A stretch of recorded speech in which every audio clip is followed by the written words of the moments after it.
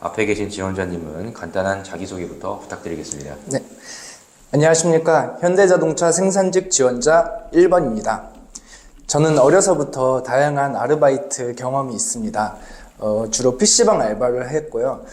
그리고 코로나 시기 동안 수제버거 배달 알바를 좀 했었습니다. 그리고 취미로 연극 연출, 그리고 단편 영화 연출도 했었고요. 무대 조명 세팅에도 조금 했었습니다. 그리고 또 인쇄기 공장, 그리고 제빵 공장, 차유리 공장에서 단기 근무를 하면서 청소부터 자재 이동 등 경험도 많다고 생각합니다. 그리고 최근에는 지게차 자격증 필기에 합격하여서 실기 준비 중에 있고요. 현대자동차는 어려서부터 부모님과의 추억이 정말 많은 브랜드인 것 같습니다. 이제는 꼭 함께하고 싶습니다. 감사합니다. 네, 잘 들었고요. 아르바이트를 이렇게 많이 했던 이유가 뭡니까? 자격증 공부를 하면서 돈도 사실 필요했고 취준생이다 보니까 저 혼자 놀고 있다는 생각이 많이 들어서 아르바이트를 여러 가지를 하면은 그만큼 더 좋은 경험이 많다고 생각하기 때문에 많이 했었던 것 같습니다. 자, 여러분들 들어보시니까 어떠신가요? 자기소개라고 하는 부분이 내가 지원한 직무와 어떤 연관성이 있는 경험들을 많이 했습니다. 그렇기 때문에 나는 다음과 같은 역량을 길렀고 이런 역량을 통하여 현대자동차에 입사를 하여 생산직 현장에서 어떤 역할을 수행하겠습니다. 이런 이야기만 집중적으로 얘기를 하셔야 하는 자기소개에 이분은 아르바이트 경험을 단순히 나열만 했습니다. PC방, 수제버거, 연극 연출, 무대 조명 세팅, 인쇄기 공장, 제빵 공장 어떤 식으로 했는지 면접관의 눈으로 다시 한번 이야기를 해보도록 하겠습니다. 안녕하십니까. 현대자동차 생산직 지원자 1번입니다. 저는 어려서부터 다양한 아르바이트 경험이 있습니다. 여기에서 면접관을 바라보고 소개를 해야 하는 이 1분 자기소개에 눈동자가 어떤지 보셔야 됩니다. 너무 정신사납지 않습니까? 안정적인 느낌을 주지 않죠. 그렇기 때문에 면접을 보실 때는 반드시 면접관의 눈을 응시를 하셔야 되고요. 눈을 바라보는 게 다소 어렵다라고 하게 되면 어떤 지점을 딱 정해서 보시면 됩니다. 뭐 눈썹이라든지 아니면 이마를 보신다거나 아니면 눈과 가까운 미간을 본다든지 화상 면접을 할 경우에는 반드시 카메라 렌즈를 보셔야 면접관을 바라본다 이런 느낌이 날 겁니다. 자, 계속 이어가 볼게요. 주로 PC방 알바를 했고요. 그리고 코로나 시기 동안 수제버거 배달 알바를 좀 했었습니다. 뭐 여러 가지를 이야기를 했지만 과연 이런 이야기를 왜 하는 건지 면접관은 지금 납득이 가지 않습니다. 취미로 연극 연출, 그리고 단편 영화 연출도 했었고요. 단편 영화 연출 이런 부분까지도 얘기를 하면서 이분이 지금 어디에 와 있는가 이런 이야기를 계속 왜 하는 걸까라는 의문이 들기 시작합니다. 그리고 또 인쇄기 공장, 그리고 제빵 공장, 차유리 공장에서 인쇄기, 제빵, 차 유리 이런 부분을 말씀을 하셨단 말이에요. 그러면 분명히 차와 관련된 공장부터 무슨 역할을 내가 했는가 이런 점들을 더 디테일하게 생각을 하시고 준비를 하셔야겠죠. 그리고 인쇄기라든지 제빵이나 이런 부분이 있다고 하면 다른 공장과 자동차 관련 공장과 어떤 부분이 달랐던가 이런 점들을 묻고 싶습니다. 정말 쏟아지는 질문들이 많은 그런 자기소개를 이어가고 있습니다. 차유리 공장에서 단기 근무를 하면서 청소부터 자재 이동 등 경험도 많다고 생각합니다.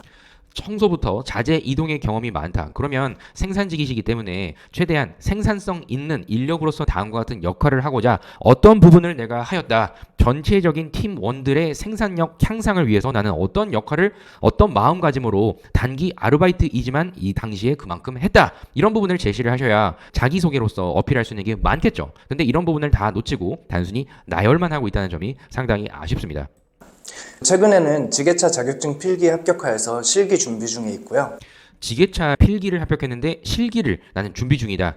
이런 부분도 굳이 최종 자격증 취득한 게 아니기 때문에 물론 내가 역량 강화를 위한 노력을 얘기를 할 수 있으나 상당히 구성 자체가 좀 아쉽습니다. 더불어 지게차 자격증을 취득을 한다면 생산직 현장에서 어떤 부분을 할 수 있다고 생각하십니까? 자기소개를 귀담아 들었던 면접관이라면 꼬리 질문으로서 물어보고 싶습니다. 가장 중요한 부분이 본인이 이 이야기를 왜 하고 있는지에 대한 명확한 목적성을 지원자는 알고 얘기를 하는가? 이런 점을 상당히 중요하게 생각합니다. 역량에 대한 활용도 상당히 중요하죠. 현대자동차는 어려서부터 부모님과의 추억이 정말 많은 브랜드인 것 같습니다. 현대자동차에 추억이 많다 이런 이야기를 자기소개를 하는데 굳이 필요가 없습니다. 자기소개는 나의 소개이기 때문에 굳이 현대자동차의 좋은 점까지 이야기를 하면서 그 시간을 낭비하지는 않으셨으면 좋겠습니다. 이제는 꼭 함께하고 싶습니다. 감사합니다. 자, 현대자동차와의 추억이 많기 때문에 함께하고 싶다. 여러 가지 아르바이트와 공장 경험이 많고 지게차 실기 준비를 할 정도로 상당히 나는 내 스스로의 역량 강화에 힘쓰고 싶다. 뭐 이런 이야기를 담고 싶었던 것 같습니다. 하지만 이런 자기소개 상당히 아쉽다. 그 1분이라는 시간은 나에 대한 이야기를 고스란히 끊지 않고 들어주는 그런 유일한 시간이 될지도 모릅니다. 나의 자세, 태도 이런 부분도 물론 중요하지만 생산직이라고 하시면 생산직 근무자로서 필요한 역량을 저는 다음과 같이 보유하고 있다. 이런 점들을 보유하기 위하여 다음과 같은 노력 과정이 이어졌으며 이런 점을 활용하여 생산직 현장에 가서 선배들과 어떤 식으로 최대한 스며들겠다. 이런 구조가 어떨까? 이런 솔루션을 제시를 해봅니다. 아르바이트를 이렇게 많이 했던 이유가 뭡니까? 자, 아르바이트를 많이 했던 이유를 왜 물어볼까요?